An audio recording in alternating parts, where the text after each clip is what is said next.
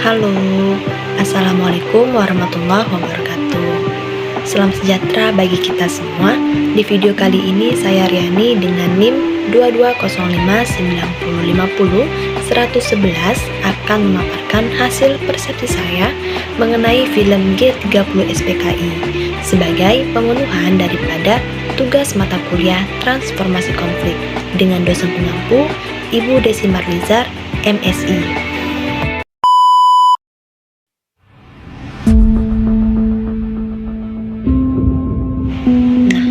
Banyak nih pertanyaan dilontarkan, apakah film G30 SPKI ini layak tayang, baik itu di Sivitas Akademika maupun di layar kaca.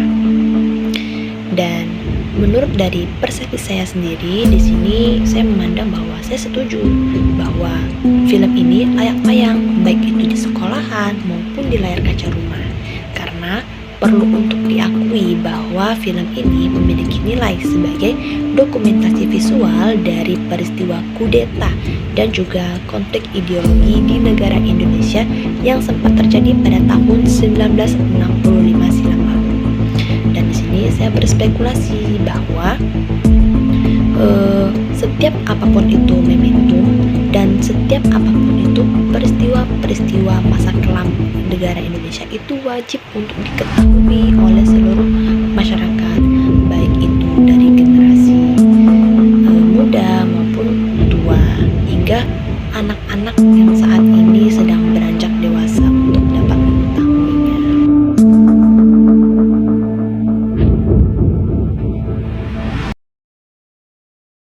Tidak menutup fakta bahwa dari sisi kontra, film G30 SPKI ini kritiknya cukup kuat karena seperti yang kita ketahui saja, dari sudut pengambilan gambar ataupun visual dari film ini saja itu banyak sekali mengandung unsur-unsur dari kekerasan dan juga penyiksaan yang teramat sadis terhadap jenderal-jenderal terdahulu kita. Dan sehingga hal inilah yang ditakutkan dapat memicu rasa traumatis terhadap para penonton.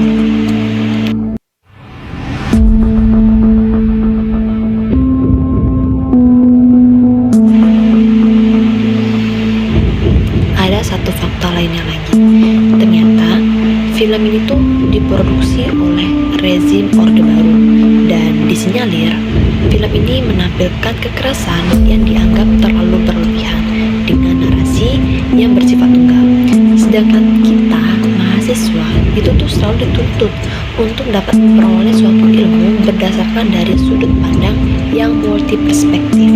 Artinya, kita tidak boleh menilai suatu peristiwa ataupun kejadian itu hanya berdasarkan dari hanya satu sudut pandang saja, melainkan harus dibarengin atau dibersamai oleh berbagai sudut pandang dan juga sumber-sumber lainnya agar kita tidak salah kaprah mengenai akal sesuatu kejadian.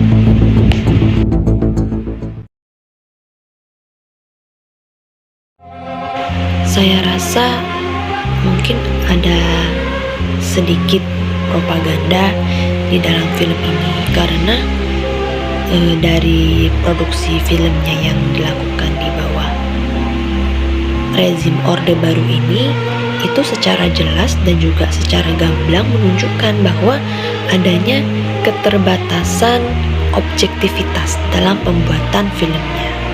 Jadi saya berspekulasi bahwa film ini tuh lebih berfungsi untuk menguatkan pandangan pemerintah yang berkuasa dan menghitamkan citra pihak-pihak yang berseberangan atau yang menjadi lawannya. Dan hal ini itu dapat kita lihat berdasarkan dari beberapa cuplikannya yang menampilkan aksi-aksi keji, kejam, sadis dan juga yang tidak manusiawi gitu. Sehingga hal inilah yang memicu rasa kebencian masyarakat terhadap suatu kelompok yang dituju.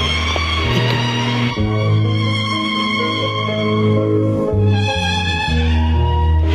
Tentu di dalam film ini itu masih ada beberapa pembelajaran yang dapat dipetik oleh generasi Z saat ini, termasuk oleh para mahasiswa. Nah, di film ini itu salah satunya yang dapat saya berikan pelajaran bahwa persatuan bangsa adalah aset yang paling berharga dan harus dijaga. Pelajaran ini menekankan bahwa terlepas dari perbedaan politik atau ideologi masa lalu maupun masa kini, menjaga kerukunan dan stabilitas adalah tanggung jawab bersama. Hal ini berfungsi sebagai peringatan agar generasi muda tidak mengulangi lagi kesalahan sejarah dengan membiarkan konflik internal merusak fondasi negara yang sudah dibangun. Baik, cukup sekian dari video kali ini. Terima kasih untuk teman-teman yang sudah menonton video ini hingga selesai. Apabila ada kesalahan penyampaian maupun kesalahan dalam berpikir oleh saya, mohon untuk diluruskan kembali. Saya akhiri. Wassalamualaikum warahmatullahi wabarakatuh. Thanks for watching. See you on the next video.